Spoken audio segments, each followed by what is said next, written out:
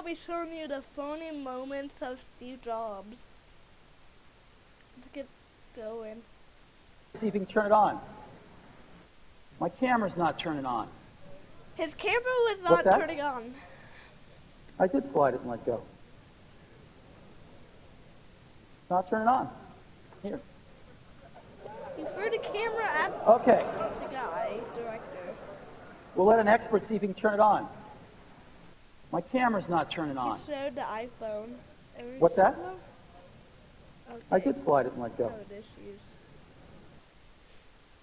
Oh, there we go. One of the final This is the last image before he passed away. images of Steve Jobs, the mastermind at Apple, was taken just days prior to his tragic passing on October 5th, 2011, from pancreatic cancer. One of the final images of Steve Jobs, the mastermind at Apple, was taken. Passed away October 5th, 2011. This is what happened. Apple founder Steve Jobs destroyed the first iPod prototype just to prove this point. He destroyed the first iPod prototype.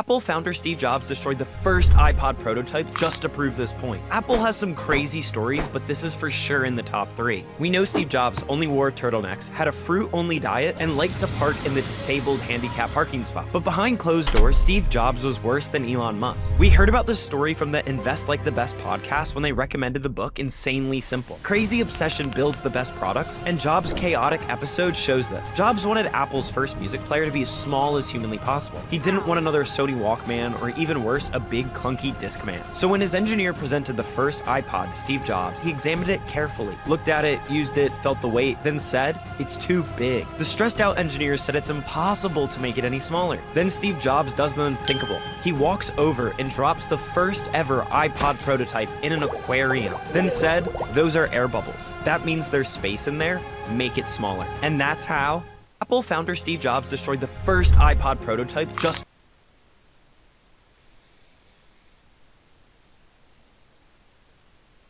No, I'm not doing that. Just add some. Surely, everyone knows this man, but there's something extremely important behind his death that you may not know. His cancer was detected early and could have been completely treatable. Doctors advised him to undergo surgery as soon as possible. However, he refused because he didn't want his body to be cut open and instead sought alternative treatments such as veganism and herbal remedies for 9 months. But the cancer persisted. Eventually, he agreed to have the tumor removed surgically, but it was already too late. Over the next 7 years, he lost a lot of weight, and he regretted not seeking treatment earlier. On October 5th, 2011, he took his last breath surrounded by his loved ones.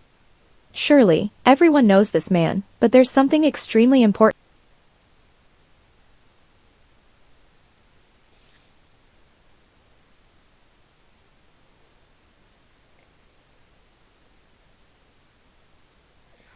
When Steve Jobs died, Apple died too.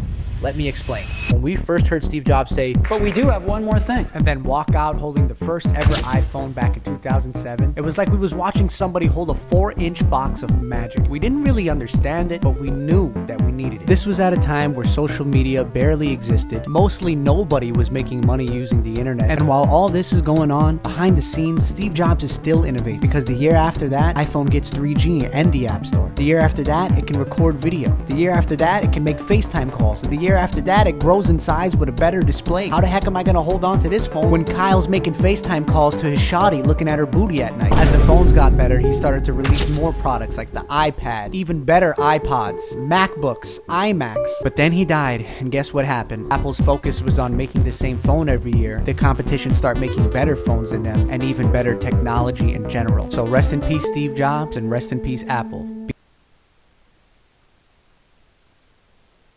It was my privilege to make the first public call on stage to one of my best friends in the whole world, Johnny Ive, the head of our design team.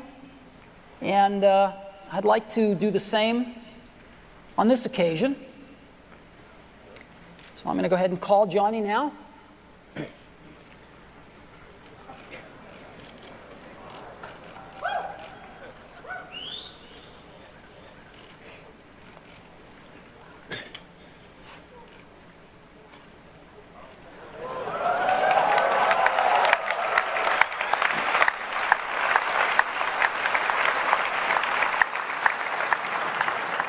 Hey, Johnny. It